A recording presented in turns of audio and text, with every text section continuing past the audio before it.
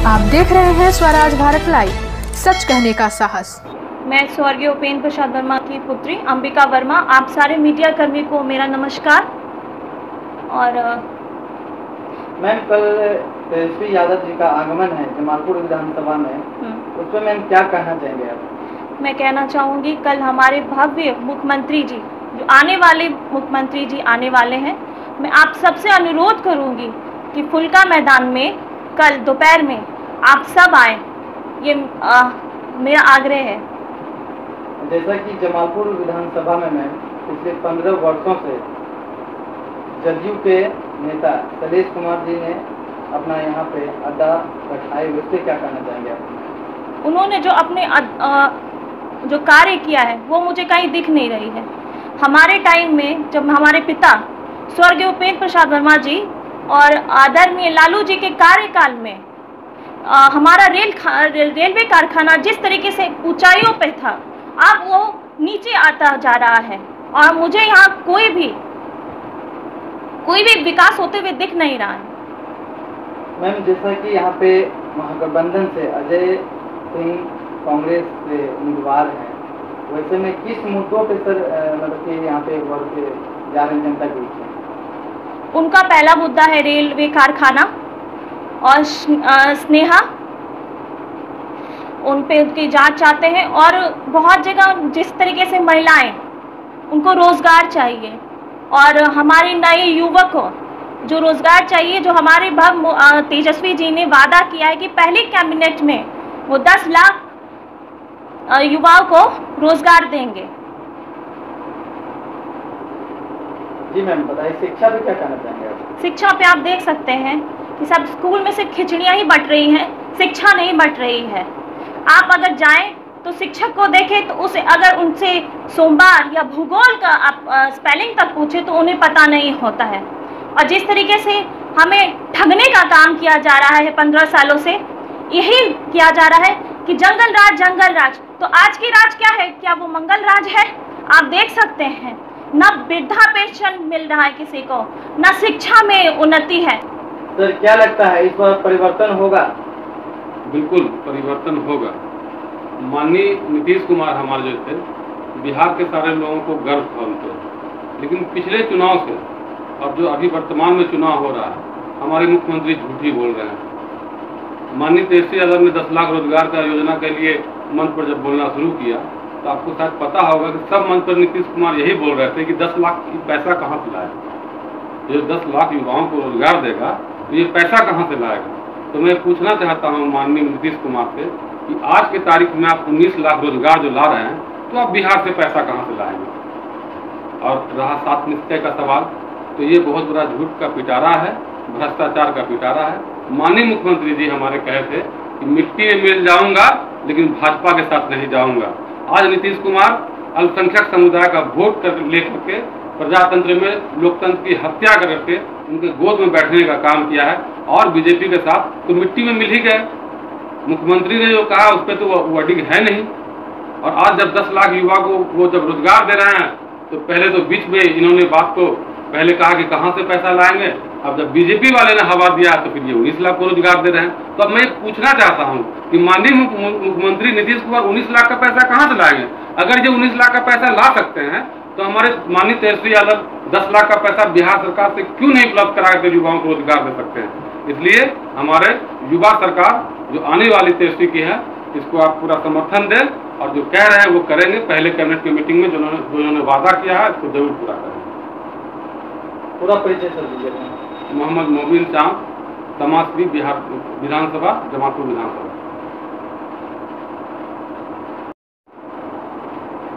ये 7 निश्चय योजना जो मुख्यमंत्री का दावा जो है मैम, इस पे क्या कहना चाहेंगे? सरकार ने कहा है कि 7 निश्चय हमारी सरकार बनी तो 7 निश्चय 2 के रूप में फिर से हम आएंगे। 7 निश्चय 2 में क्या आएंगे? आप देखें तो ना नाले का विकास है और ना ही पानियों में नल है। और जहाँ तक आप देखें तो नल की क्वालिटी इतनी खराब है जिसे कहा नहीं जा सकता। बहुतों जगह मैं गई हूँ, उन्होंने का यही कहना है कि ये नल तो हमने लगाया है, अब हमें डर है कि फिर से हमें अपने पैसे दे के इस नल को और लगाना पड़ेगा। हर घर परेशान है, किसी के घर में ना नाले हैं और ना ही नल है। जमालपुर में सब बहुत ही बड़ा समस्या है मैम। जैसा कि युवाओं ने अप्रेंटिस कर बैठा है रेलवे का, और उसमें भी क्या कहना चाहेंगे? सरकार का शराब बंदी कितना सक्सेसफुल है मैम, इस पे क्या कहना चाहेंगे? मैं यही कहना चाहती हूँ कि आप एक कॉल कीजिए और आपके घर में शराब बिल्कुल आ जाएगी। शराब बंदी एक नाम मात्र है। आप घर घर पे, हर घर में आप जाइए, वहाँ क्या आपको शराब नहीं मिलेगी? क्या अभी भी शराब बंदी नहीं हुई है? अभी भी लोग मर रहे शराब से। ये सिर्फ कहने के लिए है, ये लोगों को ठगने का काम हो रहा है।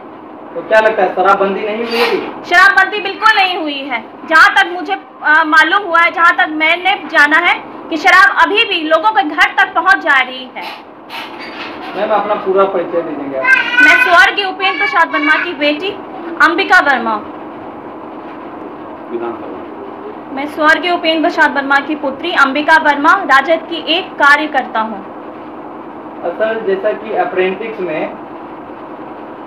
युवाओं का बहुत ही मतलब कि बैठा दिया गया अप्रेंटिस, उसमें क्या कहना चाहेंगे आप? देखिए, अभी कल हम एजेंडा देख रहे थे, चुनावी घोषणा पत्र देख रहे थे एनडीए सरकार की।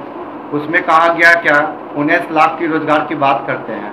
मैं माननीय मुख्यमंत्री जी से और माननीय एनडीए गठबंधन से पूछना चाहता हूं, आप किस मुंह से फिर 19 लाख की घोषणा करते हैं? इससे पहले आपके अंदर, आपके रेलवे के अंदर में एनडीए सरकार के गठबंधन के तरफ से आप पता लगा लीजिए, रेलवे के अंदर में प्रशिक्षण करके कई युवा रोजगार के लिए त्राम भटक रहे हैं। तो इनको रोजगार कौन देगा? आप 19 लाख की बात करते हैं, आपका ही रेलवे के अंदर में एनडीए गठबंधन की सरकार चल रही है। अभी 19 कम से कम 1.5 लाख युवा प्रशिक्षण कर करके बैठा, उनको रोजगार कौन देगा? लाख का रोजगार का कल चुनावी घोषणा, जुमलेबाज का घोषणा पत्र जो जारी हुई है, ये सरासर युवाओं को फिर से नए तरीके से, नई शुरुआत से ठगने की कोशिश की जा रही है। हम युवाओं से अपील करते हैं कि युवा को समझना होगा, 2 करोड़ रोजगार देने वाले व्यक्ति आज खुद कह रहे हैं कि 19 लाख 10 लाख विपक्ष कहां से रोजगार देगी सत्ता माने के बाद। उसके बाद देखिए किस तरह से पलटू राम चाचा जी फिर से पलटते हैं और तुरंत जवाब देते हैं। उनका एजेंडा में देखिए 19 लाख का रोजगार का बात आता है। ये सबको देना होना कुछ नहीं है।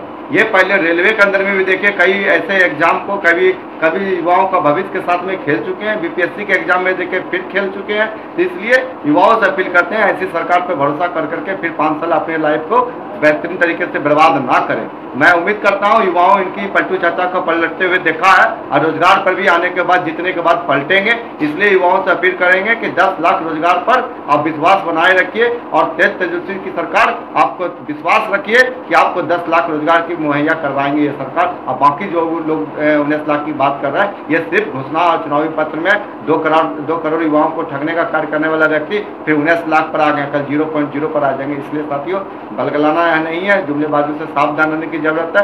आप आराम से 10 लाख में तेजस्वी यादव जी के हाथ को मजबूत कीजिए और आने वाला दिन में आपका घर परिवार सब मजबूत होगा रोजगार से। धन्यवाद। जैसा कि तेजस्वी जी ने जवाब दिया है कि हमारी सरकार बनती है तो हम 10 लाख युवाओं को जॉब देंगे, तो क्या अप्रेंटिस के जितने भी छात्र जो बैठे हैं क्या उन्हें जॉब मिलेगा? देखिए, अप्रेंटिस एक सेंट्रल मामला हो जाती है, ठीक है, लेकिन 10 लाख में तो अप्रेंटिस का सर्टिफिकेट जो है कहीं न कहीं वो अपनी वैकेंसी पर नए तरीके से उपयोग तो करेंगे। उन पर जाने का प्रक्रिया, वो अगर अप्रेंटिस करके बैठे हैं, नया एक रोजगार में फिर से पार्टिसिपेट तो कर सकते हैं।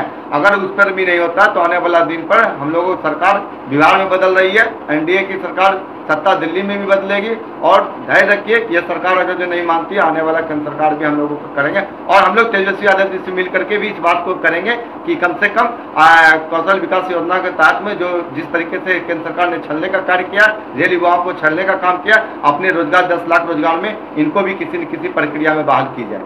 तो पूरा परिचय दीजिए। मैं Chandan Paswan, all India apprentice association का राष्ट्रीय उपाध्यक्ष।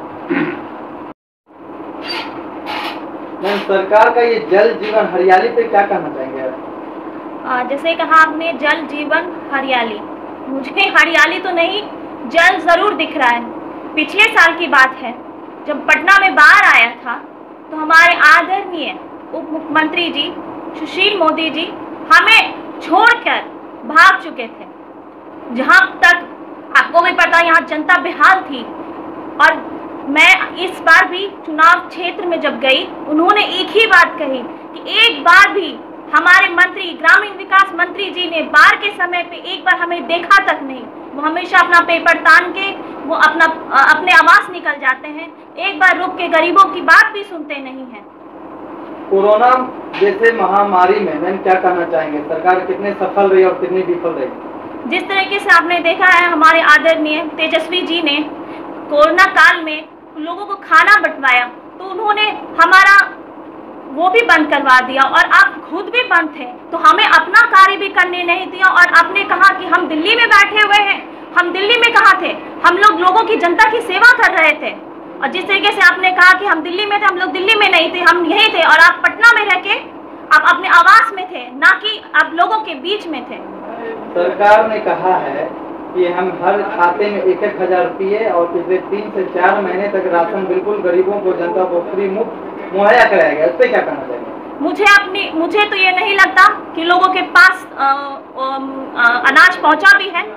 उन्होंने मुझे यही कहा कि हमारे ग्रामीण विकास मंत्री जी तो हमसे मिलने भी नहीं आए हैं, हमारा दुख भी देखने नहीं आए हैं, तो आप ये कैसे कह सकते हैं कि उन्हें अनाज मिला है?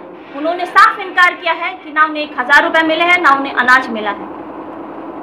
कुछ लोगों को जो अनाज मिला भी है, उनके पास यही शिकायत है कि वो गाय के खाने तक लायक नहीं है, उसमें से पिल्लू या सुंडा निकल रहा है। आप कैसे वो अनाज एक गरीबों को बांट सकते हैं? पहले आप वो अनाज खा के दिखा सकते हैं।